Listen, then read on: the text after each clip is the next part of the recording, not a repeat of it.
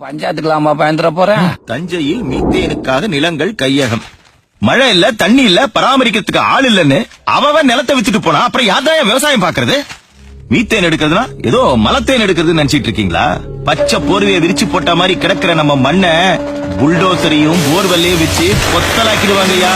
Petrol நிலக்கரியை விட பெரிய எரிபொருளாயா மீத்தேனுங்கிறது. நம்ம 4-5 மாவட்ட மண்ணுல தான் அந்த இழவு அதிகமா இருக்குதாம். அந்த இழவை வெளியே எடுக்க 6000 அடி ஆழத்துக்கு போர் போடுவாங்க. நிலத்துக்கு அடியில இருக்கிற மொத்த தண்ணியும் வெளியில எடுப்பாங்க. அந்த இடத்தை நிரப்புறதுக்கு கடல் தண்ணி உள்ள வரும். அதையும் வெளியே எடுத்துட்டு ஏகப்பட்ட ரசாயனம் எல்லாம் இருக்குதியா, அதெல்லாம் அவ்வளோ ஆழத்துக்கு வேகமா பீச்சி அடிப்பாங்க. பூமியோட அத்தனை அடுக்கையும் புலந்துகிட்டு போய் அது கீழே பயங்கரமா வெடிக்கும். அந்த ரசாயன கழிவையும் உப்பு தண்ணியும் வெளியே எடுத்து கொட்டுறப்போ நம்ம மண்ணுல இருக்கிற மரம் செடி கொடின்னு அத்தனையும் கருகி சுடுகாடா போயிடும் யா.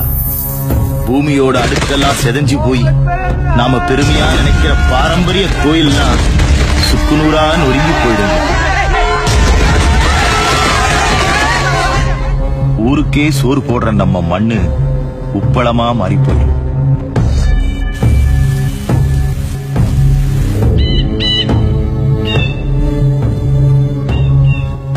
நானும் கடன் வாங்கி தான் நட்டுருக்கிறேன். அன்னைக்கு அந்த பேங்க் மேனேஜர் நாக்க பிடிக்கிற மாதிரி கேட்டான். அதுக்காக ரியல் எஸ்டேட் காரனுக்கும் ஃபேக்டரி காரனுக்கும் நிலத்தை கொடுத்துட்டு கடன் அடைச்ச முடியுமா? சோத்துக்கு வேற எதை திங்க போறானுங்களோ. மாஸ்டர், ஒரு வடை ஒரு டீ. நாகப்பட்டினத்தில் விவசாயி பட்டினி சாவு, விவசாயிகள் சாலை மறியல். ஆமா, இந்த விவசாயிகளுக்கும் வேற வேலை இல்ல, பேப்பர்காரங்களுக்கும் வேற வேலை இல்ல. பட்டினி சாவு. மாசத்துக்கு 20 கிலோ அரிசி தராங்க, அதை வாங்கிட்டீங்க வழி இல்லாம எப்படி சாக முடியும்? சும்மா பரபரப்புக்காக எதையாவது பண்ணிட்டு அப்புறம் பஸ் மறிக்க இறங்கிறாங்க. வெட்டி போய் எதுக்கு சட்டையை பிடிச்ச?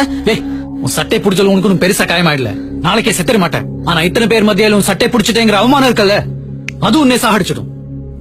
சாப்பிட வழி இல்லாம சாகிறதுக்கு பேர் பட்னிச்சாவு இல்லடா. 4 பேருக்கு சாப்பாடு போட வழி இல்லாம போச்சேன்னு நினைச்சு சாவுறோம் பாரு, அதான் பட்னிச்சாவு. எங்க சாவுக்கெல்லாம் நீங்க பெரிதாப்பட வேணா, ஆனா பழிச்சு பேசாம இருங்கடா, அது போதும்.